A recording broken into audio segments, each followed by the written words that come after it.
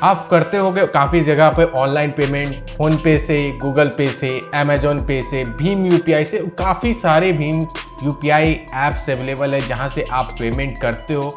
और पेमेंट बहुत बार होता क्या है कि वो फेल हो जाता है। तो इस वीडियो में मैं आपको कुछ बातें बताऊंगा पेमेंट फेल होने के क्या वजह हो सकती है, और साथ ही साथ आपको बताऊंगा कि आप इसे सॉल्व कैसे कर सकते हो। तो चलिए शुरू करते हैं। बहुत बार होता क्या है कि आपकी बैंक के लिमिट एग्जिट हो जाते हो। आपको भी कहोगे बैंक में लिमिट होता है, जी हाँ, बहुत सारे यूपीआई नेटवर्क में बैंक टू बैंक डिफरेंट करता है। ये 50,000 से लेकर 1 लाख तक की ट्रांजेक्शन को ही वैलिड होता है, एक दिन की यूपीआई ट्रांजेक्शन। इसलिए अगर होता क्या है कि आप एक दिन में आज से ज़्यादा उस लिमिट से पेमेंट कर देते हो, तो आपकी सब कुछ सही होने के बावजूद भी, बैंक में बैलेंस होने के बावजूद भी आपकी जो ट्रांजेक्शन है फेल हो जाती है। यहाँ पे यूपीआई को इसलिए बनाया गया है कि आप छोटी से छोटी ट्रांजेक्शन को ही यूपीआई से कर सकते हो, क्योंकि बड़े ट्रांजेक्शन के ऑलरेडी एनईएफटी आरटीजीएस अभी भी अवेलेबल है, लोग उसे यूज करते हैं। बट जो सरकार है, इसे बनाया गया है इंडियन गवर्नमेंट के द्वारा, इसे छोटे ट्रांजेक्शन के लिए डिज़ाइन किया गया है। इसलिए जो इसमें जो लिमिट है वो 50,000 से 1 लाख तक के बीच होती है। तो एक बार अगर आपका फेल हो रहा है तो आप एक बार अपना ट्रांजेक्शन लिमिट जरूर चेक करें। कभी कभी यूपीआई ट्रांजेक्शन फेल होने का कारण होता है इनकरेक्ट पिन। बहुत बार यूज़र जो है अपनी पिन को गलत डालते हैं, जिस कारण से भी आपकी जो ट्रांजेक्शन है वो फेल हो जाती है।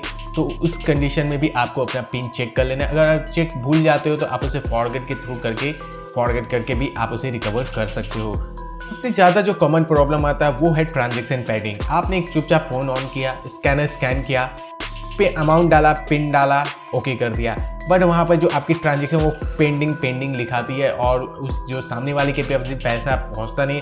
तो ये इस तरह की जो इशू होती है ये नेटवर्क इंगेजमेंट के कारण ज़्यादा होती है, और ये सबसे ज़्यादा प्रॉब्लम होती है इवनिंग और पीक आवर में आपको ज़्यादा फेस करने के मिलेगी। तो इस तरह का अगर प्रॉब्लम होता भी है तो आपको कोई टेंशन लेने की ज़रूरत नहीं है। आपकी ये जो प्रॉब्लम है वो जो अगर आपके अकाउंट में उनके पास नहीं पहुंचती है, सामने वाले के पास नहीं पहुंचता है पैसा, तो आपको विद इन 5 से 10 मिनट के अंदर आपके अकाउंट में तुरंत क्रेडिट भी हो जाती है।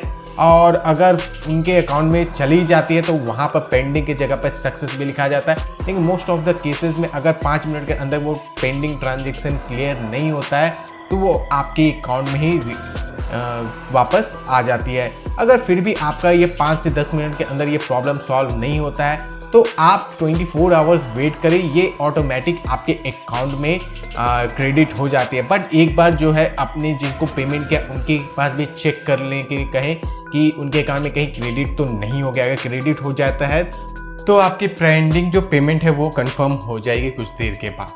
बहुत बार होती क्या है कि आप अपनी सिम कार्ड को बार बार निकालते हो, लगाते हो, तो इस कंडीशन में भी जो आपकी जो यूपीआई की सेटिंग है वो गड़बड़ा जाती है, जिस कारण से भी आपकी जो ट्रांजेक्शन वो होती ही नहीं है। तो इस कंडीशन में होना करते क्या है कि आप अपनी जो यूपीआई की ऐप है उसे अनइंस्टॉल करके फिर से इंस्टॉल कर दे और वहाँ पर अपना वेरिफिकेशन फिर से कर दे, तो आपकी ये जो प्रॉब्लम है वो सॉल्व हो जाती है। आप जितना पेमेंट करना चाहते हो वो उतनी पेमेंट आपके अकाउंट में ना होने के कारण भी आपकी जो ट्रांजेक्शन है वो फेल हो जाती है। तो अगर आपका ट्रांजेक्शन फेल हो रहा है तो काइंडली आप अपनी जो बैलेंस को है वो एक बार जरूर चेक कर ले। हो सकता है आपके बैलेंस कम होने के कारण भी आपकी जो ट्रांजेक्शन है वो फेल हो रही हो। आशा करते हैं कि हमारे द्वारा जो कुछ जानकारी दी गई है आपको अच्छी लगे तो वीडियो लाइक जरूर करिए, कमेंट करके जरूर बताइएगा आपको और क्या जानना है इस यूपीआई के रिलेटेड। आपकी अगर ट्रांजेक्शन फेल हो जाते तो इसे रिजॉल्व कैसे किया जा सकता है फिजिकली, इसका मैं एक एग्जांपल के थ्रू आपको वीडियो बना के जो बताऊंगा। तो आपको जो जो जानकारी चाहिए उसके नीचे कमेंट कर देना और चैनल सब्सक्राइब जरूर करिएगा। इस वीडियो को देखने के लिए आपका धन्यवाद।